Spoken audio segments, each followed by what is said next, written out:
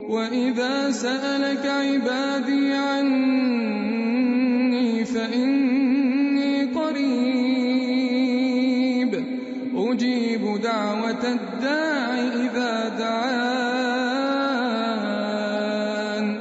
فَلْيَسْتَجِيبُوا لِي وَلْيُؤْمِنُوا بِي لَعَلَّهُمْ يَرْشُدُونَ۔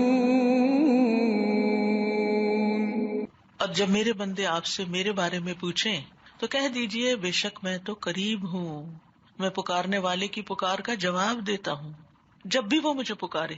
تو ان کو چاہیے کہ یہ بھی میرا حکم مانیں اور مجھ پر ایمان رکھیں تاکہ یہ ہدایت پائیں۔ یہاں نبی صلی اللہ علیہ وسلم سے خطاب ہے کہ میرے بندے یعنی مومن بندے، ویسے تو سارے اللہ کے بندے ہیں لیکن یہاں خاص وہ بندے جو اللہ کو جانتے ہیں، وہ جب آپ سے میرے بارے میں پوچھے کہ ہمارا رب کہاں ہے، کیا ہماری دعا سنتا ہے، تو انہیں بتائیں کہ میں قریب ہوں۔ قریب محسوس کریں، قریب۔ جب کوئی آپ کے قریب ہوتا ہے تو آپ کو کتنا اچھا لگتا ہے، آپ اس سے سرگوشیوں میں بھی بات کر سکتے ہیں، آپ کو کتنی ٹھنڈک ملتی ہے، آپ کو کتنا اطمینان ملتا ہے، خاص طور پر جس سے محبت ہو وہ آپ کے قریب ہو تو آپ کے لیے سکون ہی سکون اور راحت ہی راحت ہوتی ہے۔ تو جو اللہ سے محبت کرتے ہیں، جب ان کو یہ فیلنگ آتی ہے کہ میرا رب میرے قریب ہے، میں اگر زبان سے بھی نہیں بولتی، کچھ صرف دل میں خواہش ہی کرتی ہوں، دل ہی دل میں بھی اس کو پکارتی ہوں یا سرگوشیاں کرتی ہوں یا بلند آواز سے یا ہاتھ اٹھا کے یا کھڑے یا بیٹھے یا لیٹے، کسی بھی حال میں وہ قریب ہے، وہ جانتا ہے، وہ سنتا ہے۔ انی قریب۔ اور پھر جو قریب ہو، مہربان بھی ہو، رحمان بھی ہو، رحیم بھی ہو، قدیر بھی ہو، بادشاہ بھی ہو، سارے خزانوں کا مالک ہو، تو پھر اس پر بھروسہ نہیں کریں گے، اس سے اپنے دکھ درد نہیں کہیں گے تو کس سے کہیں گے؟ انسان اپنی ذات میں ادھورا ہے، اسے ہمیشہ کسی کی مدد کی ضرورت ہوتی ہے، کسی کے قرب کی ضرورت ہوتی ہے۔ ہم یہ قرب بندوں میں تلاش کرتے ہیں کہ انسان ہمارے قریب ہوں، ہمارے بچے ہمارے قریب ہوں، شوہر قریب ہوں، بہن بھائی قریب ہوں، فلاں قریب ہو، وہ قریب ہو، وہ زندگی میں ہو تو زندگی کتنی اچھی ہو جائے۔ ٹھیک ہے، اللہ نے انسانوں کو انسانوں کے لیے پیدا کیا ہے، انسانوں سے ہمیں انس ملتا ہے، لیکن یاد رکھیں انسان ہمارے اتنے قریب نہیں ہو سکتے جتنا ہمارا رب ہم سے قریب ہے اور جتنا ہم اس سے قریب ہو سکتے ہیں۔ اس لیے بہت ضروری ہے کہ ہم اس قرب کو محسوس کریں کہ رب قریب ہے، اور یہ کہ وہ دعا کی قبولیت کے اعتبار سے بہت قریب ہے اور دعا کو سننے کے لحاظ سے بہت قریب ہے، اور اللہ تعالیٰ اپنے علم کے اعتبار سے سب لوگوں کے قریب ہے اور عبادت کرنے والوں اور پکارنے والوں سے بہت قریب ہے، کیونکہ ان کی دعاؤں کو قبول کرتا ہے، ان کی مدد کرتا ہے، ان کو توفیق عطا کرتا ہے۔ اللہ سبحانہ وتعالیٰ خاص طور پر رات کے آخری حصے میں آسمان دنیا پہ نزول فرماتے ہیں اور کہتے ہیں کون ہے جو مجھ سے دعا کرے تو میں اسے قبول کر لوں۔ الحمدللہ رمضان کی راتوں میں سے ہر رات آپ اس وقت جاگ رہے ہوں گے، لہٰذا چلتے پھرتے بھی دعائیں کرتے رہیں۔ کون ہے جو مجھ سے بخشش طلب کرے تو میں اسے بخش دوں، کون ہے جو مجھ سے رزق طلب کرے تو میں اسے رزق عطا کروں، کون ہے جو تکلیف دور کرنے کی درخواست کرے تو میں اس کی تکلیف دور کر دوں۔ ہماری زندگی میں جس جس چیز کی کمی ہے، جو جو چیز ہم چاہتے ہیں ہم اپنے رب سے مانگ لیں اور وہ دے گا۔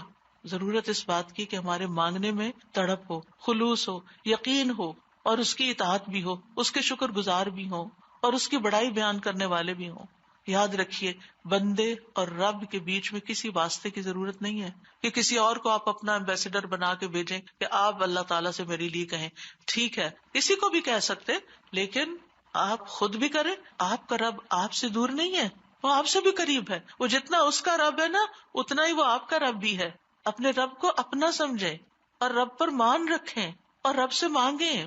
لہذا اللہ تعالیٰ کو پکارتے ہوئے اس کے اچھے اچھے ناموں سے پکاریں اور ادب کے ساتھ پکاریں اور اچھی نیت کے ساتھ پکاریں، اخلاص کے ساتھ پکاریں، احسان کے ساتھ پکاریں۔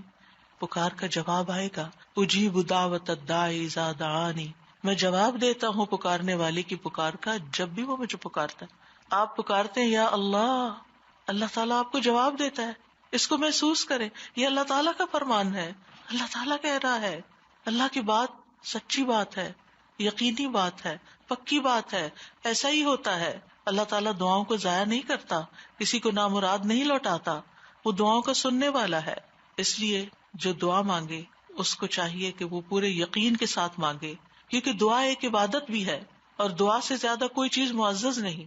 دعا ہر حال میں انسان کو فائدہ دیتی ہے، چاہے فوری قبول ہو جائے، چاہے اس کے بدلے کوئی مصیبت ٹل جائے، چاہے وہ آخرت کے لیے ذخیرہ ہو جائے جہاں جا کے بندہ کہے گا کاش میری کوئی دعا قبول نہ ہوتی دنیا میں، آج ہی ساری مجھے یہاں ملتی. لیکن آج ہم ڈیسپریٹ ہوتے ہیں، اتنے دن دعا مانگی ہے قبول نہیں ہوئی تو اب چھوڑ دو، مانگنا چھوڑ دیتے. نہیں، چھوڑنا نہیں، اپنے اعمال کے لیے ذخیرہ کرتے جائیں. اور پھر یہ کہ اللہ تعالیٰ المجیب ہے، اجیب دعوت الداعی، اچھی طرح بندوں کی پکار قبول کرتا ہے. سورۃ صافات میں آتا ہے وَلَقَدْ نَادَانَا نُوحٌ فَلَنِعْمَ الْمُجِيبُونَ، بلا شبہ یقیناً نوح نے ہمیں پکارا تھا تو ہم بہت اچھے قبول کرنے والے تھے. یعنی ہم نے اس کی پکار کو سن لیا، اس کی دعا کو سن لیا، اسے قبول کر لیا، کیونکہ دعا قبول کرنا اللہ کا وعدہ ہے. وَقَالَ رَبُّكُمُ ادْعُونِي أَسْتَجِبْ لَكُمْ، تمہارا رب کہتا ہے کہ مجھے پکارو میں تمہاری دعا قبول کروں گا. رب خود دعوت دے رہا ہے کہ مانگو مجھ سے، پھر کیوں نہ مانگے ہم. اسی لیے انشاءاللہ اس رمضان کا ہمارا خصوصی پروگرام رمضان اور دعائیں ہیں، اور انشاءاللہ ٹیوزڈے سے ہم دعا کے ٹاپک پر پہلے 3 دن بات کریں گے کہ دعا کیا چیز ہے، اس کی اہمیت کیا ہے، اس کی فضیلت کیا ہے، اور اس کے مانگنے کے ادب کیا ہیں. اور اس کے بعد پھر انشاءاللہ 1 اپریل سے ہم دعاؤں پر آ جائیں گے، دعاؤں کے مطلب سمجھیں گے، دعائیں یاد کریں گے اور دعائیں مانگیں گے تاکہ ہم اللہ سبحانہ وتعالیٰ کے اس حکم پر عمل کر سکیں. وقال ربکم ادعونی استجب لکم. اللہ تعالیٰ ہر ایک کی دعا سنتا ہے، پریشان حال کی بھی سنتا ہے، اپنے نافرمانوں کی بھی سنتا ہے. اس نے تو ابلیس کی بھی سنی تھی جب اس نے کہا تھا مجھے قیامت تک کے لیے مہلت دے دو، تو اللہ تعالیٰ نے اس کو مہلت دے دی. اللہ تعالیٰ بندوں کو خالی ہاتھ لوٹانے سے حیا کرتا ہے، وہ بندوں کے پھیلے ہوئے ہاتھ کبھی بھی خالی نہیں چھوڑتا، اس میں کچھ نہ کچھ خیر ضرور ڈالتا ہے. رسول اللہ صلی اللہ علیہ وسلم نے فرمایا بے شک اللہ بڑا رحیم ہے، بڑے کرم والا ہے، اس کو اس بات سے شرم آتی ہے کہ اس کا کوئی بندہ اس کے آگے اپنے دونوں ہاتھ پھیلائے اور ان میں کوئی خیر نہ ڈالے. اللہ تعالیٰ لازماً اس میں کچھ ڈالتا ہے. وہ کیا آتا ہے ہمارے پاس ہمیں نہیں پتا ہوتا، وہ خیر کہاں زندگی میں کام آتی ہے ہمیں نہیں پتا ہوتا، لیکن اللہ تعالیٰ چونکہ اللطیف ہے، غیر محسوس طریقے سے ہمیں بتائے بغیر، جتائے بغیر، یعنی ایک ہوتا ہے بتا کے احسان کرنا، میں نے تمہیں یہ دیا، میں نے تمہیں یہ دیا. اللہ تعالیٰ ایسے نہیں کرتے، وہ کرتے ہیں لیکن بتاتے نہیں ہیں کہ میں نے کیا کیا تمہارے لیے رحمتوں کے دروازے کھول دیے ہیں، تم نے فلاں وقت جو ہاتھ اٹھائے تھے تو اس میں تمہارے لیے کیا خیر ڈالی گئی تھی. تو اس لیے ہاتھ اٹھاتے رہے اور کبھی بہت اونچے ہاتھ بھی اٹھایا کرے یا اللہ، اور آہوزاری کے ساتھ مانگا کرے، کبھی بھی مایوس نہ ہو. اور پھر یہ کہ اس کی قبولیت میں اللہ سبحانہ وتعالیٰ کی اپنی حکمتیں ہیں کہ اس کو کس انداز میں قبول کرنا چاہیے. یہ تو ایک چیز مانگ رہا ہے لیکن اس کو اس سے بہتر چیز دی جانی چاہیے. ابن عطا کہتے ہیں دعا کے کچھ ارکان ہوتے ہیں، اس کے کچھ پر ہوتے ہیں، کچھ اسباب ہوتے ہیں، کچھ اوقات ہوتے ہیں. بس اگر یہ دعا اپنے ارکان کے موافق ہوتی ہے تو طاقتور ہو جاتی ہے، پروں کے موافق ہوتی ہے تو آسمان میں اڑ کے چلی جاتی ہے، اوقات کے موافق ہوتی ہے تو کامیاب ہو جاتی ہے، اسباب کے موافق ہوتی ہے تو کامیاب ہو جاتی ہے. لہٰذا دعا کے ارکان دل کی حضوری، نرمی، عاجزی اور خشوع ہیں. یہ سارے ارکان بھی پورے کرنے چاہیے. اس کے پر سچائی ہے، اس کے اوقات سحری کے وقت ہے، اس کے اسباب درود شریف ہے. اور پھر یہ کہ قبولیت کی کچھ شرائط بھی ہیں. تنہائی کے وقت انسان دل کی حفاظت کرے، بری بری باتیں نہ سوچے، مخلوق کے ساتھ معاملہ کرتے ہوئے زبان کی حفاظت کرے، اپنی زبان سے کسی کو تکلیف نہ دے. تیسرے، اپنی نگاہوں کی حفاظت کرے، ان چیزوں کی طرف نہ دیکھے جو حلال نہیں. اپنے پیٹ کی حفاظت کرے ان چیزوں سے جو حرام ہے. فَلْيَسْتَجِيبُوا لِي، یعنی چاہیے کہ یہ بھی میری بات مانے، یعنی اطاعت اور فرما برداری کیا کریں. اگر یہ چاہتے ہیں نا کہ ان کو وہ ملے جو یہ چاہتے ہیں تو پھر انہیں وہ کرنا چاہیے جو میں چاہتا ہوں. وَلْيُؤْمِنُوا بِي لَعَلَّهُمْ يَرْشُدُونَ، اور انہیں چاہیے کہ وہ اس بات پر ایمان لائیں. کس بات پر؟ کہ میں ان کے قریب ہوں، میں ان کو جواب دیتا ہوں، اور جو کچھ میں نے انہیں کرنے کو کہا ہے اس کو کیا کریں. لَعَلَّهُمْ يَرْشُدُونَ، تاکہ وہ ہدایت پائیں. رشد کا مطلب ہوتا ہے بھلائی کی طرف رہنمائی حاصل کرنا اور دین اور دنیا کے کاموں میں اچھا معاملہ کرنا. یہ دونوں معنی اس میں آ جاتے ہیں.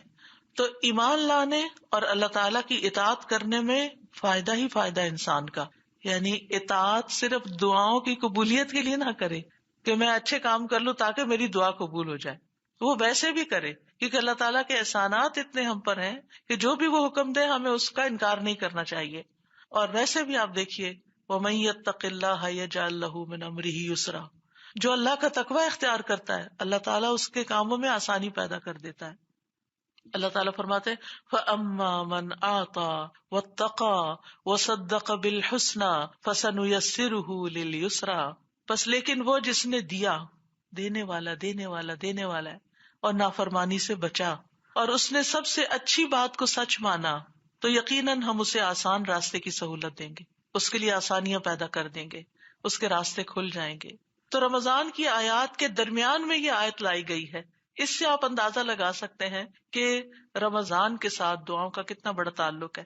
بہت سے کرنے کے کام ہیں لیکن ان میں یعنی یہاں روزے کا ذکر تو ہے لیکن نماز وغیرہ کا ذکر نہیں ہے، اور چیزوں کا ذکر نہیں ہے، بلکہ کس چیز کا ذکر ہے؟ دعا کرنے کا. تو رمضان میں روزہ، قرآن اور پھر خوب دعائیں، یعنی رمضان میں دعاؤں کی بہت زیادہ اہمیت ہے اور یہ دعاؤں کی قبولیت کا مہینہ ہے. اور ہر دن روزہ ختم ہونے کے وقت بھی خاص طور پر دعا کرنی چاہیے. رسول اللہ صلی اللہ علیہ وسلم نے فرمایا یقیناً ہر دن اور ہر رات اللہ تعالیٰ یعنی رمضان میں جہنم سے کچھ لوگوں کو آزاد کرتا ہے، اور ان میں سے ہر بندے کی ایک دعا ایسی ضرور ہوتی ہے جو قبول ہو جاتی ہے. یعنی ایوری ڈے ایٹ لیسٹ 30 دعاز تو آپ کے پاس ہوں گی جو رمضان کے 30 دنوں میں، اور اگر راتوں کو بھی ایک اسپیشل دعا کر لے تو انشاءاللہ. لیکن آپ کے پاس لسٹ بھی ہونی چاہیے. آپ کو چاہیے کیا؟ اصل میں بات یہ کہ اللہ کے خزانے تو بہت بڑے، ہماری چاہت ہی چھوٹی ہے، طلب ہی نہیں ہے. ہم طلب پیدا کریں اپنے اندر. کسی شخص کے پاس بہترین سے بہترین ڈرنک ہو لیکن اگر اس کے اندر پیاس نہیں تو وہ اٹھا کے پیے گا ہی نہیں. لیکن جس چیز کی طلب ہوتی ہے وہ آپ سوچتے بھی نہیں اور آپ پیتے چلے جاتے ہیں. اسی طرح یہ بھی حدیث میں آتا ہے کہ روزے دار کی دعا رد نہیں کی جاتی. رسول اللہ صلی اللہ علیہ وسلم نے فرمایا 3 آدمیوں کی دعا رد نہیں کی جاتی، ان میں سے ایک روزے دار کی، یہاں تک کہ وہ اس کو افطار کر لے. تو اس مہینے میں خاص طور پر دعائیں کرنی چاہیے. أحل لكم ليلة الصيام الرفث إلى نسائكم هن لباس لكم وأنتم لباس لهن علم الله أنكم كنتم تختانون أنفسكم فتاب عليكم وعفى عنكم فالآن باشروهن وابتغوا ما كتب الله لكم وكلوا واشربوا حتى يتبين لكم الخيط الأبيض من الخيط الأسود من الفجر ثم أتموا الصيام إلى الليل ولا تباشروهن وأنتم عاكفون في المساجد تلك حدود الله فلا تقربوها كذلك يبين الله آياته للناس لعلهم يتقون. روزی کی رات میں تمہارے لیے اپنی عورتوں کے پاس جانا حلال کر دیا گیا ہے. وہ تمہارے لیے لباس ہیں اور تم ان کے لیے لباس ہو. اللہ نے جان لیا کہ تم اپنے نفسوں سے خیانت کر رہے تھے تو اس نے تم پر مہربانی کی اور تم کو معاف کر دیا. بس اب تم ان سے مباشرت کرو اور اسے تلاش کرو جو اللہ نے تمہارے لیے لکھ رکھا ہے، اور کھاؤ اور پیو یہاں تک کہ تمہارے لیے فجر کے وقت صبح کی سفید دھاری رات کی سیاہ دھاری سے واضح ہو جائے. پھر رات تک روزہ پورا کرو، اور جب تم مسجدوں میں اعتکاف میں ہو تو ان سے مباشرت نہ کرو. یہ اللہ کی حدود ہے، بس ان کے قریب بھی نہ جانا. اسی طرح اللہ اپنی آیات لوگوں کے لیے کھول کھول کر بیان فرماتا ہے تاکہ وہ بچ جائیں. احل لکم لیلۃ الصیام الرفث الی نسائکم. یہاں روزے کے کچھ اور احکامات بتا دیے گئے. ابتدا میں جب رمضان کے روزے فرض ہوئے تو روزہ کھولنے سے لے کر صرف نماز عشاء تک کھانا پینا اور عورت سے تعلق قائم کرنا جائز تھا. اب اگر کسی نے عشاء کی نماز پڑھ لی یا اس سے پہلے سو گیا تو اس کا اگلا روزہ شروع ہو گیا. ہاں سوچے وہ کتنا کم ٹائم ہوتا ہے روزہ کھولنے سے لے کر عشاء تک، 1.5 گھنٹہ، بس اتنا ٹائم پیریڈ ہے بیچ میں. اور پھر اگلے روز افطار تک نہ وہ کچھ کھا پی سکتا ہے اور نہ ہی ہسبینڈ وائف کا کوئی ریلیشن شپ ہو سکتا ہے.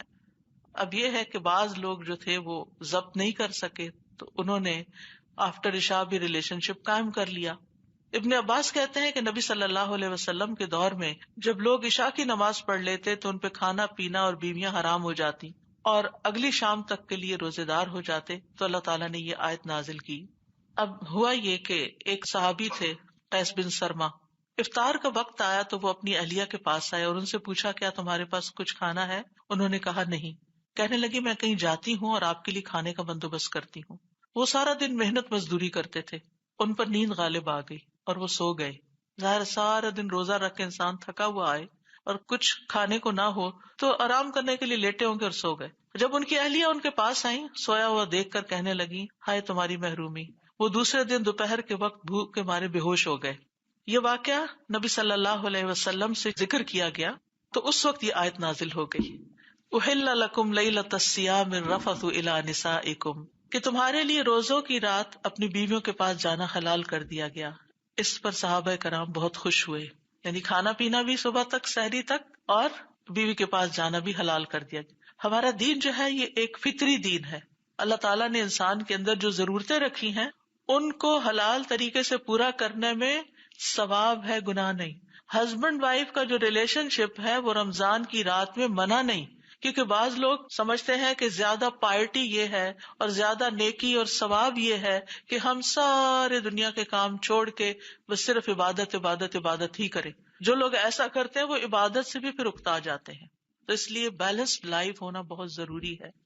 تو خاص طور پر جو ینگ کپلز ہوں ان میں آپ دیکھیں کہ اگر وہ ایک مہینے تک ایک دوسرے کے قریب نہیں جاتے تو ہو سکتا ہے ان کے درمیان کوئی آپس کی رنجش اختلاف پیدا ہو جائے۔ تو اللہ سبحانہ تعالیٰ نے ان چیزوں کو جو بندوں کی ضرورت کے مطابق تھی بندوں کے لیے حلال کر دیا۔ اور آپ کو معلوم ہے کہ ہسبینڈ وائف کا جو ریلیشن شپ ہے اس کو صدقہ قرار دیا گیا ہے، یعنی جب دونوں ایک دوسرے کو سیٹسفائی کرتے ہیں، ایک دوسرے کی ضرورت پوری کر دیتے ہیں، ایک دوسرے کو خوش کر دیتے ہیں، تو یہ بھی ایک ثواب کا کام ہے۔ یعنی ہمارے دین میں رہبانیت نہیں ہے۔ کوئی یہ نہ سمجھے کہ یہ تعلق جو ہے یہ شاید کوئی عیب کی بات ہے، یا یہ کہ یہ کوئی نیکی اور تقوی سے دور ہے، دور نہیں ہے۔ نکاح نبی صلی اللہ علیہ وسلم کی سنت ہے۔ شادی شدہ زندگی گزارنا جو ہے وہ ایک تقوی اور پائٹی کی زندگی گزارنا ہے۔ یعنی اسلام میں ایسی کسی پاکیزگی کا تصور نہیں جو ایک آرٹیفیشل قسم کی ہو اور خود پہ مسلط کی گئی ہو جس کو انسان نبھا نہ سکے۔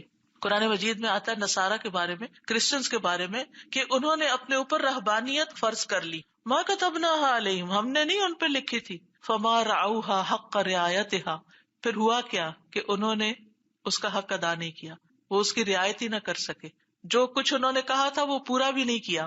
تو اللہ سبحانہ تعالیٰ نے ہم پر کوئی ایسی چیز نازل نہیں کی کہ جو ہم کر نہ سکیں۔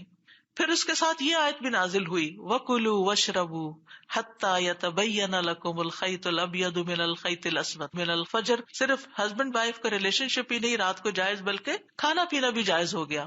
کھاؤ اور پیو یہاں تک کہ تمہارے لیے سیاہ دھاگے سے سفید دھاگا فجر کا خوب ظاہر ہو جائے۔ تو اس کا کیا مطلب ہے کہ دن اور رات کا فرق الگ ہو جائے، یعنی صبح کا جو اول وقت ہوتا ہے، صادق وقت جس کو کہتے ہیں، وہ جب شروع ہو جائے۔ اور اب تو الحمدللہ ہمارے پاس مختلف طرح کے الارمز اور گھڑیاں اور مختلف طریقے ہیں جس سے ہم جان لیتے ہیں کہ وقت ختم ہو گیا۔ اس میں آپ دیکھیے سبحان اللہ، ہم بعض اوقات سنی سنائی باتوں کے اوپر اتنا اڑ جاتے ہیں۔ کچھ لوگ اذان کے وقت جب اذان ہو جائے شروع کھانا کھاتے رہتے ہیں اور اذان ختم ہونے تک کھاتے رہتے ہیں۔ ایسا کوئی مسئلہ نہیں ہے، جو ہی ٹائم داخل ہو کھانا پینا بند، یعنی اس کا اذان سے تعلق نہیں۔ ہو سکتا ہے آپ کی مسجد میں اذان جو ہے وہ لیٹ ہو رہی ہو اور وہ ٹائم داخل ہو چکا ہو، تو اپنے اپنے ٹائمنگز کو نوٹ کر لیجیے۔ اگر پرنٹڈ کوئی چیز ہے تو پہلے سے، کیونکہ یہاں آپ کو پتا ہے روزانہ 2-2 منٹ اور بعض اوقات کم و بیش فرق پڑتا چلا جاتا ہے، تو پہلے سے کم از کم ایک ویک کا ٹائم ٹیبل دیکھ کے رکھے کہ جس سے آپ اٹھنے کا ٹائم بھی الارم روز بدلتے رہے، پھر اگر آپ رات بیچ میں سوتے ہیں، تاکہ روزہ پورا ہو۔ ایسا نہ ہو کہ روزے میں خرابی واقع ہو جائے کہ آپ اتنی دیر سے کھا پی رہے ہیں اور پھر آپ روزہ رکھے ہوئے اور روزہ بھی کوئی نہیں اور بھوکے پیاسے بھی رہ رہے ہیں۔ اور پھر آپ دیکھیے کہ یہ جو لفظ ہے نا یہاں پر رفث کا، یہ بڑا دلچسپ لفظ ہے۔ اس سے مراد بنیادی طور پر فحش گوئی کرنا ہوتا ہے، جنسی باتیں کرنا، اور اس میں پھر یعنی ہسبینڈ وائف کے بیچ میں ایسی کوئی بات بھی حلال ہے اور اس کے ساتھ ساتھ تعلق بھی حلال ہے۔ تو یہ رفث میں دونوں چیزیں آ جاتی ہیں۔ پھر ہسبینڈ وائف کا یہاں ایک جو پیارا رشتہ ہے وہ بتا دیا گیا، ہن لباس لکم وانتم لباس لہم، وہ تمہارا لباس ہے، تم ان کا لباس ہو۔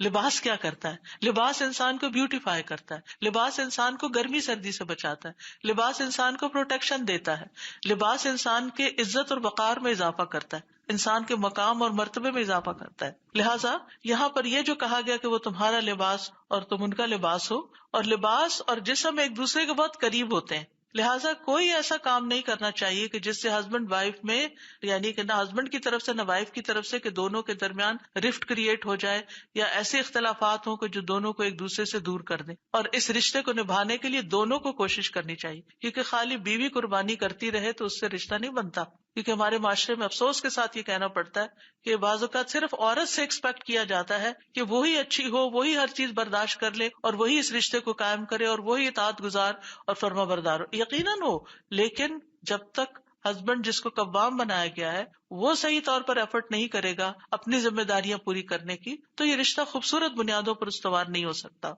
تو لباس کا مطلب یہاں اوڑھنے کی چیز، پہننے کی چیز، اور لباس بمانا سکون بھی ہے کہ وہ تمہارے لیے سکون کا ذریعہ، تم ان کے لیے سکون کا ذریعہ، یہ معنی بھی کیا جاتا ہے۔ یعنی اس سے کیا پتہ چلتا ہے کہ ہسبینڈ وائف کو حد البسا کوشش کرنی چاہیے کہ ایک دوسرے کو سکون دیں، اپنی بات سے بھی، اپنے جسچر سے بھی، خدمت سے بھی، اپنی ذمہ داریاں پوری کر کے بھی، یعنی ایک دوسرے کے لیے عذاب نہ بن جائیں، ایک دوسرے کے لیے مصیبت نہ بن جائیں۔ پھر فرمایا علم اللہ انکم کنتم تختانون انفسکم فتاب علیکم وعفا عنکم، اللہ جانتا ہے کہ تم اپنے نفسوں سے خیانت کر رہے تھے، بس اللہ تم پر مہربان ہو گیا اور اس نے تم کو معاف کر دیا۔ برا کہتے ہیں جب رمضان کے روزوں کی فرضیت نازل ہوئی تو لوگ پورا رمضان اپنی بیویوں کے پاس نہیں جاتے تھے، البتہ کچھ لوگ خیانت کا ارتکاب کر لیتے تھے، اس پر اللہ تعالیٰ نے یہ آیت اتاری کہ اللہ کو پتا ہے جو کچھ تم کر رہے تھے، تو اس گلٹ سے باہر نکال دیا اور اس چیز کو حلال قرار دیا۔ یہ اللہ تعالیٰ کی خاص حکمت اور رحمت کے تحت ہوا، یعنی اللہ کو پتا تھا کہ تم صبر نہیں کر سکتے اور یہ تمہاری ایک فطری ضرورت ہے، لہٰذا اللہ تعالیٰ نے اس کو تمہارے لیے جائز کر دیا اور تم پر مہربانی کی۔ فتاب علیکم، یہ اللہ کی مہربانی ہے، اگر وہ نہ اجازت دیتا تو پھر کیا کرتے؟ نہ کھانے پینے کی اجازت ہوتی، نہ کسی اور تعلق کی اجازت ہوتی، تو پھر تو انسان کے لیے مشقت ہو جاتی۔ تو اللہ تعالیٰ نے دن میں اگر کھانے پینے سے اور اس تعلق سے روکا تو رات میں اس کی اجازت دے دی۔ وعفا عنکم، اور تم سے درگزر کیا، یعنی تمہاری گناہوں سے درگزر کیا، اور دوسرا معنی ہے تم پر اس تعلق کو حرام کرنے سے درگزر کیا، کھانے پینے کو رات کے وقت حرام کرنے سے درگزر کیا۔ فالآن باشروہن وابتغوا ما كتب اللہ لکم، اب تم ان سے مباشرت کر سکتے ہو اور اللہ نے تمہارے لیے جو لکھ رکھا ہے اس کو تلاش کرو، یعنی اولاد۔ یعنی بیوی کو صرف ایک سیکس آبجیکٹ نہ سمجھو، بلکہ اللہ سبحانہ تعالیٰ نے ان سے جو اولاد تمہارے لیے لکھی ہے اس کے حصول کی بھی کوشش کرو۔ یعنی یہ انسان کی ایک فطری خواہش ہوتی ہے کہ اس کے بچے ہوں، تو ہسبینڈ کو یہ حق نہیں کہ وہ اپنی خواہش پوری کر کے بیوی سے چاہے کہ نہیں مجھے تم سے بچے نہیں چاہیے، یہ نہیں ہونا چاہیے، کیونکہ ایک عورت پرفیکٹ ہی جب ہوتی ہے، یعنی اس کی نسوانیت کی تکمیل اس وقت ہوتی ہے جب وہ ماں بنتی ہے۔ یعنی یہ ایک ایسا رول اللہ نے عورت کو دیا ہے، اس کی جسمانی ساخت ایسی رکھی ہے کہ جس میں اس کو اللہ تعالیٰ نے بچوں کی پیدائش اور بچوں کی پرورش کا ایک کام اس کو دیا ہے، الا ماشاء اللہ جو اللہ تعالیٰ چاہے۔ حضرت عائشہ رضی اللہ تعالیٰ عنہا کے لیے اللہ تعالیٰ نے یہ رول نہیں رکھا تھا، تو اس میں بھی کوئی حکمت تھی۔ حکم عمومی سچویشن کے لیے ہوتا ہے نا، عام حالت کے لیے ہوتا ہے، تو اس میں ایک عورت جب ان سارے مراحل سے گزرتی ہے تو روزے کی طرح یہ بھی تکلیف دہ ہی مراحل ہوتے ہیں۔ پریگنینسی تکلیف دہ ہوتی ہے، پھر ولادت کا مرحلہ ڈیلیوری تکلیف دہ ہوتی ہے، پھر اس کے بعد بچے کو پالنا تکلیف دہ ہے، لیکن یہی بچے پھر آنکھوں کی ٹھنڈک بھی ہوتے ہیں، یہی بچے انسان کا سہارا بھی ہوتے ہیں، انسان کے لیے خوشی کا باعث بھی ہوتے ہیں۔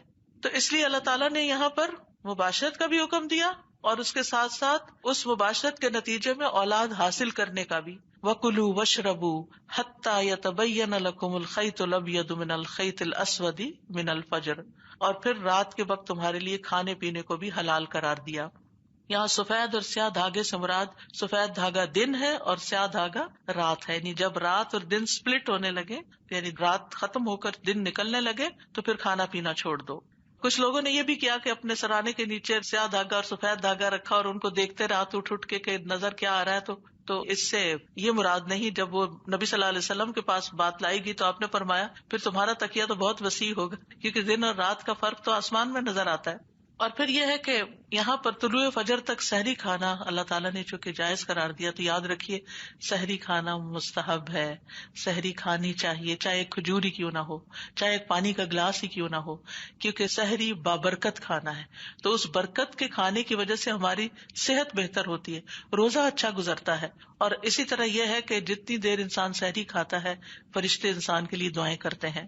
ثم اتم الصیام الی اللیل، پھر رات تک روزے کو پورا کرو، یعنی جب رات کا آغاز ہو جائے تو اس وقت روزہ افطار کر لو. یہود جو تھے وہ غروب آفتاب کے بعد احتیاطاً اندھیرا کر کے روزہ کھولتے تھے، لیکن ہمیں کیا حکم دیا گیا؟ رائٹ دیئر اینڈ دین، کیونکہ یہ نہ دیکھتے رہو ابھی تو روشنی نظر آتی ہے. آپ دیکھیں مختلف ممالک میں جو سورج کے غروب ہونے کے بعد جو آسمان کی حالت ہوتی ہے، اس میں بعض اوقات سمر کے ایسے دن آتے ہیں کہ بہت دیر تک روشنی آسمان پر باقی رہتی ہے، بلکہ بعض جگہوں پر تو رات پوری اندھیری بھی نہیں ہوتی. تو اس لیے افطار کر لینا چاہیے، اور افطار میں جلدی کرنی چاہیے. جلدی سے مراد وقت سے پہلے نہیں ہے، جلدی سے مراد ٹائم ہوتے ہی. رسول اللہ صلی اللہ علیہ وسلم نے فرمایا لوگ ہمیشہ خیر و برکت پر رہیں گے جب تک وہ روزہ جلد افطار کرتے رہیں گے. انٹرسٹنگ واقعہ ہے اس میں. حضرت عبداللہ کہتے ہیں کہ ہم نے رسول اللہ صلی اللہ علیہ وسلم کے ساتھ ایک سفر کیا. آپ نے روزہ رکھا ہوا تھا. جب سورج غروب ہو گیا تو آپ نے کسی سے فرمایا اترو ہمارے لیے ستو تیار کرو. اس نے عرض کیا اللہ کے رسول شام تو ہونے دیں. آپ نے فرمایا اترو ستو تیار کرو. اس نے پھر عرض کیا اللہ کے رسول ابھی دن باقی ہے. آپ نے فرمایا اترو اور ہمارے لیے ستو بنا دو. اور پھر وہ اترے اور آپ کے لیے ستو تیار کیے. پھر آپ نے فرمایا جب تم رات کو دیکھو کہ وہ ادھر سے آ گئی ہے، یعنی دوسری طرف سے، یعنی سورج والی سائڈ نہ دیکھو، دوسری سائڈ دیکھو، اس میں اندھیرا نظر آتا ہے، تو روزہ دار اپنا روزہ افطار کر دے. آپ نے اپنی انگلی سے مشرق کی طرف اشارہ کیا، مغرب کی طرف نہیں. آپ نے یہ بھی فرمایا ہم انبیاء کا گروہ ہیں، ہم حکم دیے گئے کہ ہم افطار میں جلدی کریں اور سحری میں دیر کریں. نماز میں اپنا دایاں ہاتھ بائیں ہاتھ کے اوپر رکھیں. یہ دو چیزیں اکٹھی سکھا دی. پھر ایک اور حکم دیا وَلَا تُبَاشِرُوهُنَّ وَأَنْتُمْ عَاكِفُونَ فِي الْمَسَاجِدِ، اور تم عورتوں سے مباشرت نہیں کرو گے جب تم مسجد میں اعتکاف کر رہے ہو. یعنی گھر میں تو اجازت ہے، مسجد میں اجازت نہیں ہے، اور مسجد کے اندر اعتکاف کی حالت میں اجازت نہیں ہے. اس سے یہ بھی پتہ چلتا ہے کہ اعتکاف مسجد میں ہی ہوتا ہے. وَأَنْتُمْ عَاكِفُونَ فِي الْمَسَاجِدِ. اور روزوں کے ذکر کے بعد رمضان کے آخری عشرے میں چونکہ اعتکاف ہوتا ہے تو یہاں پر آخر میں اعتکاف کا بھی ذکر آ گیا. اور اس سے یہ بھی پتہ چلتا ہے کہ اعتکاف روزے کی حالت میں ہی ہوتا ہے. کیونکہ بعض لوگ پوچھتے ہیں کہ ہمیں شوگر کی بیماری ہے، ہم روزہ نہیں رکھ سکتے، اعتکاف کر لیں. نہیں بھائی، نہیں کر سکتے. اعتکاف روزے کی حالت میں ہوتا ہے. اچھا ہم مسجد نہیں جا کے بیٹھ سکتے، گھر میں اعتکاف کر بھی نہیں. اعتکاف مسجد میں ہوتا ہے. ہر کام کے کرنے کا ایک سلیقہ اور ایک طریقہ ہوتا ہے نا. ہاں ویسے اگر آپ کا دل چاہتا ہے آپ اپنے لیے گھر میں ایک کمرہ مختص کر لیں، اس میں بیٹھ کے عبادت کرتے رہیں، سارا وقت عبادت کریں، لیکن اس کو اعتکاف نہ کہیں، کیونکہ اعتکاف مسجد میں ہوتا ہے. کیونکہ یہاں پہ آپ دیکھیں نا واضح آیا تھا وَأَنْتُمْ عَاكِفُونَ فِي الْمَسَاجِدِ. ٹھیک ہے. اور پھر یہ بھی اشارہ ہے کہ رمضان کے آخری حصے میں، یعنی رمضان کے مہینے کے آخر میں ہوتا ہے. کوئی پہلے عشرے میں اعتکاف نہ بیٹھ جائے یا سیکنڈ میں اعتکاف نہیں کرے. اور اعتکاف کا مطلب ہوتا ہے اپنے آپ کو کسی کے ساتھ یا کسی جگہ روک کے رکھنا، یعنی ایک مخصوص اسپاٹ پر بیٹھے رہنا. کیونکہ جو خواتین گھر میں اعتکاف کرنے کی بات کرتی ہیں پھر وہ ساتھ اگلا مسئلہ یہ پوچھتی ہے کہ کیا گھر میں پھر ہم کھانا پکا کے دے سکتے ہیں، سحری افطاری کرا سکتے ہیں، فلاں کام کر سکتے ہیں. کوئی کام نہیں آپ کر سکتے. پھر آپ ویسے پھر ٹھیک ہے عبادت کریں اپنی، یہ بھی عبادت ہے، کسی کو کھانا کھلانا، وہ سارے کاموں میں یہ بھی ساتھ شامل ہے، لیکن اس کا یہ مطلب نہیں ہے کہ آپ اس کو اعتکاف کا نام دیں. اچھا کچھ لوگ اس حد تک چلے جاتے ہیں کہ وہ اگر باہر جیسے واش روم بھی جانا تو منہ لپیٹ کے نکلتے ہیں، کسی کو دکھائی نہیں دیتے. یا یہ کہ اگر کسی سے کوئی بات کرنی ہے تو لکھ کے دیتے ہیں، بولتے بھی نہیں ہیں، چپ کا بھی روزہ رکھ لیتے ہیں، شکل کا بھی رکھ لیتے ہیں. اتنی بھی سختی نہیں ہے. آپ مسجد میں ہیں، آپ کا الگ حجرہ ہے، گوشہ ہے، آپ اس میں بیٹھے، آپ کر سکتے ہیں اعتکاف. لیکن پھر یہ کہ ضرورت کے وقت آپ نکل کے اپنا کھانا بھی لے کے واپس آ کے اپنی جگہ کھا لیں، یا اگر کوئی جگہ رکھی ہے تو اس میں کھا کے فوراً اپنی جگہ پر بیٹھے. یعنی ایک خاص جگہ پر جم کر عبادت کرنا اعتکاف کہلاتا ہے. لہٰذا وہاں پر بیٹھنا ضروری ہوگا. اور مسجد سے صرف شدید ضرورت کے تحت ہی باہر نکل سکتے ہیں. اور اگر بیوی کو کوئی کام ہو، ہسبینڈ سے کوئی بات پوچھنی ہو، کچھ سائن کرانے ہو، کوئی مسئلہ پوچھنا ہو تو وہ آ کے بات چیت کر سکتی ہے یا فون پہ. اب تو لیکن اس کا یہ مطلب نہیں کہ آپ سیل لے کے اندر گھس جائیں اور سارا وقت ٹیکسٹنگ کرتے رہیں، ویڈیو دیکھتے رہیں. یہ اعتکاف نہیں ہے. اس سے پرہیز کرنا ہوگا، اس کو بند رکھنا ہوگا. ویسے بھی آپ جتنے بھی گروپس وغیرہ ہیں ان سب کو سائلنٹ موڈ پہ کر لیں، اور اسی طرح کی غیر ضروری چیزوں سے پرہیز کریں، کیونکہ صیام کس چیز کا نام ہے؟ رک جانے کا.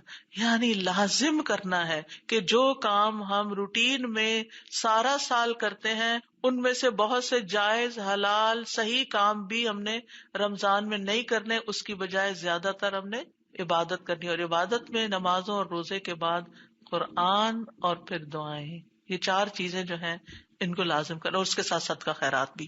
ٹھیک ہے. اور اسی طرح یہ ہے کہ نبی صلی اللہ علیہ وسلم کا حضرت عائشہ سر دھو دیتی تھی اعتکاف کی حالت میں. آپ مسجد سے باہر سر کر لیتے تھے اور حضرت عائشہ اس کو دھو دیتی تھی، اگر ضرورت ہو تو کنگھی بھی کر دیتی تھی. حضرت عائشہ کہتی ہیں نبی صلی اللہ علیہ وسلم مسجد میں اعتکاف کرتے، آپ میری طرف اپنا سر جھکا دیتے تو میں آپ کے سر کو کنگھی کرتی، حالانکہ میں حیض کی حالت میں ہوتی. یعنی حضرت عائشہ ناپاکی کی حالت میں ہوتی تھی، لیکن وہ اعتکاف کی حالت میں نبی صلی اللہ علیہ وسلم کا سر دھو بھی دیتی، کنگھی کر بھی دیتی. حضرت عائشہ سے ایک اور بات بھی ملتی ہے کہ وہ نبی صلی اللہ علیہ وسلم کو خوشبو بھی لگاتی تھی. یعنی اعتکاف کی بات نہیں، وہ عام روزمرہ زندگی کی بات ہوتی. اب آپ دیکھیں کہ ہمارے یہاں عام طور پر ایٹیٹیوڈ کیا ہے کہ آپ تو خود کر سکتے ہیں، خود کریں، یہ ہمارا کام تھوڑی ہے. بالکل کر سکتے ہیں، وہ آپ سے زیادہ طاقتور ہے، خود بھی کر سکتے ہیں. ٹھیک ہے. لیکن ہسبینڈ وائف کے بیچ میں یہ جو چھوٹی چھوٹی چیزیں ہوتی ہیں نا، یہ محبت بڑھاتی ہیں. کہ آپ خوشبو لگا دیں، وہ کام جو وہ خود کر سکتے ہیں آپ ذرا سا کر کے دے دیں. جیسے کہتے ہیں چاہ کرنا، تو چاہ سے ہی چاہت ہوتی ہے. سر دھو دیں، کنگھی کر دیں. یعنی ایک تو ہے نا کہ آپ ڈیوٹی سمجھ کے کریں، اور کچھ مردوں نے تو فرض سمجھ لیا کہ بیوی ہر ان کا کام کرے، وہ تو پانی بھی اٹھا کے نہیں پیں گی. یہ بات نہیں ہے. لیکن یہ ہے کہ کچھ کام جو وہ خود کر بھی سکتے ہیں پھر بھی آپ آگے بڑھ کے کر دیں تو اس سے خیر ہی آئے گی، اس سے محبت بڑھے گی، اس سے ریلیشن اسٹرانگ ہوگا. اور جب وہ اسٹرانگ ہوگا تو آپ ہی کو فائدہ ہوگا، اس سے گھر میں خوشی آئے گی. یعنی آپ دیکھیں کہ جو چیز آپ بھیجتے ہیں نا وہی آپ پہ واپس پلٹ کے آتی. آپ اسمائل کرتے ہیں تو کنٹیجیس ہوتی ہے، وہی واپس آتی ہے آپ کی طرف. آپ غصے سے دیکھتے ہیں تو آپ کو بھی پھر ایسی لکس ملے گی. آپ کسی کے لیے کچھ کرتے ہیں تو کوئی اور بھی آپ کے لیے کرے گا. تو ان احسنتم لانفسکم. پھر فرمایا تلک حدود اللہ، یہ اللہ کی حدود ہے، فلا تقربوها، ان کے قریب نہ جاؤ. یعنی رمضان کی راتوں میں کھانا پینا اور یہ ہسبینڈ وائف کا ریلیشن شپ، اس کی جو لمٹس بتا دی گئی ہیں بس ان کے اندر رہنا ہے، اس کے باہر نہیں جانا، ان حدود کے قریب بھی نہیں پھٹکنا. یہ نہیں کہا گیا فلا تفعلوها، کہا فلا تقربوها، کیونکہ قریب جاتا نا انسان تو پھر کوئی غلطی بھی ہو جاتی ہے. کذالک یبین اللہ آیاتہ للناس لعلہم یتقون. اسی طرح اللہ تعالیٰ نے تمہارے لیے آیات کو خوب روشن کر دیا، واضح کر دیا، دلائل بتا دیے ہیں للناس سے، سب لوگوں کے لیے. کیوں بتائیں ہیں اتنی تفصیلات؟ لعلہم یتقون، تاکہ وہ متقی بن جائیں، جس کے لیے روزے اور روزے کے ساتھ یہ سب چیزیں لازم کی گئیں، اور اس کے نتیجے میں آگ سے بچ جائیں. یعنی یہ سارے فرائض اور احکامات جو ہیں یہ اس لیے ہے تاکہ انسان کے اندر تقویٰ پیدا ہو جائے، اور جب تقویٰ پیدا ہو جاتا ہے تو پھر انسان بہترین طریقے سے زندگی بھی گزار سکتا ہے اور آخرت بھی. اور یاد رکھیے کہ جو تقویٰ ہوتا ہے صرف یہی نہیں ہوتا کہ آپ نے کوئی خاص قسم کا لباس پہن لیا یا خاص حلیہ بنا لیا، خاص طرح کی داڑھی رکھ لی یا بال لمبے کر لیے تو آپ متقی انسان ہو گئے. یہ نہیں ہے تقویٰ. تقویٰ یہ ہے کہ اگر آپ کوئی نیکی کا کام چھوڑ دیتے ہیں تو آپ کے دل کی حالت کہتی ہے. تو نبی صلی اللہ علیہ وسلم نے فرمایا تقویٰ یہاں ہے، تقویٰ دل میں ہے. اب آپ دیکھیے کہ جو چیز دل میں ہے تو دل کا جائزہ لیتے رہنا ہے کہ دل کی حالت کیا ہے. یعنی پورا رمضان آپ نے دل کی حالت پر غور کرتے رہنا ہے. کس طرح؟ اگر آپ سے نیکی کا موقع چھوٹ گیا تو آپ کی دل کی حالت کیا ہے. مثلاً آپ کی نماز چلی گئی تو دل کی حالت کیا ہے، کتنا دکھ. اسلاف جو تھے اگر کسی کی نماز ایک بھی فوت ہو جاتی تو وہ ایک دوسرے سے ایسے تعزیت کرتے تھے جیسے کسی کا بچہ فوت ہو جائے تو اس سے افسوس کرتے ہیں، کیونکہ نماز فوت ہو گئی نا. ہم انسان کے فوت ہونے پر تو افسوس کرتے ہیں لیکن نماز کے فوت ہونے پر خود بھی افسوس کو نہیں کرتے. تو اصل تقویٰ کیا ہے؟ اصل تقویٰ یہی ہے کہ ہم اپنے کاموں کو اللہ کی خاطر کریں، اچھے کاموں کو احسان کے درجے پر کریں، اخلاص کے ساتھ کریں، اور غلط کاموں کو چھوڑ دیں صرف اللہ کی خاطر. اور اگر کوئی نیکی چھوٹ جائے تو اس پر ہم اپنے دل کو دیکھیں. اور اسی طرح اگر کوئی نیکی کا کام ہوا ہے تو کیا فخر کی کیفیت تو نہیں؟ اب دیکھیں جو کچھ بھی ہم کرتے ہیں نا وہ سارا دل کے اندر کیفیت وارد ہونا شروع ہو جاتی. تو جیسے آپ فون پر میسیجز چیک کرتے ہیں نا، تو دل پر اپنے اعمال چیک کریں کہ ان کا امپیکٹ کیا ہو رہا ہے. اور پھر یہ ہے کہ آخر میں اختتام کرتی ہوں کہ رمضان میں تو جو کچھ آپ کو کرنا ہے، رمضان کے بعد بھی انشاءاللہ روزے کی عادت پڑ جاتی ہے تو روزہ رکھنے کی کوئی نیت کر لیں. اور اسی طرح یہ ہے کہ انشاءاللہ اللہ سبحانہ وتعالیٰ سے توفیق مانگے کہ رمضان کے بعد ہماری زندگیوں میں واقعی ایک تبدیلی پیدا ہو چکی ہو. رمضان تبدیلی کا مہینہ ہے، چینج ہونے کا مہینہ ہے. تو اللہ تعالیٰ سے دعا کرتے ہیں کہ اللہ تعالیٰ ہمیں بہترین رمضان جو پچھلے سارے رمضانوں سے اچھا ہو، بہترین طور پر گزارنے کی توفیق دے، اور جتنا کچھ ہم نے علم حاصل کیا ہمیں اس پر عمل کی توفیق عطا فرمائے. اور اللہ سبحانہ وتعالیٰ ہمارے اندر حقیقی معنوں میں تقویٰ پیدا کر دے اور ہمیں زیادہ سے زیادہ نفع مند علم بھی عطا کرے. انشاءاللہ ہم ٹیوزڈے سے دعاؤں کے بارے میں، دعاؤں کی اہمیت وغیرہ کے بارے میں پڑھیں گے تاکہ ہمیں دعا مانگنے کا سلیقہ بھی آئے اور ہم زیادہ سے زیادہ مانگ لیں، کیونکہ اللہ کے خزانے بہت بڑے ہیں، ہم مانگنے میں کمی کرتے ہیں. ہمیں زیادہ سے زیادہ اس رمضان میں مانگنا بھی. زیادہ دعا کا جو آپ نے سبحان اللہ آیت ہم نے پڑھی، اس میں تو مجھے ایسا پریویو سا جیسے آ گیا. آئی ایم سو ایکسائٹیڈ سبحان اللہ. Like this is just such a complete different focus. ہم اکثر پڑھتے ہیں لیکن some time you know we lack that, and I think ہم سب اتنی ریجووینیٹڈ فیل کر رہے ہیں. انشاءاللہ تعالیٰ اللہ تعالیٰ ہمیں بہترین طریقے سے رمضان اسپینڈ کرنے کی توفیق دیں، صحت کے ساتھ، عافیت کے ساتھ. آمین یا رب العالمین. جزاک اللہ خیر کثیرا کثیرا. وآخر دعوانا ان الحمد للہ رب العالمین. سبحانک اللہم وبحمدک، اشہد ان لا الہ الا انت، استغفرک واتوب الیک. السلام علیکم ورحمۃ اللہ وبرکاتہ.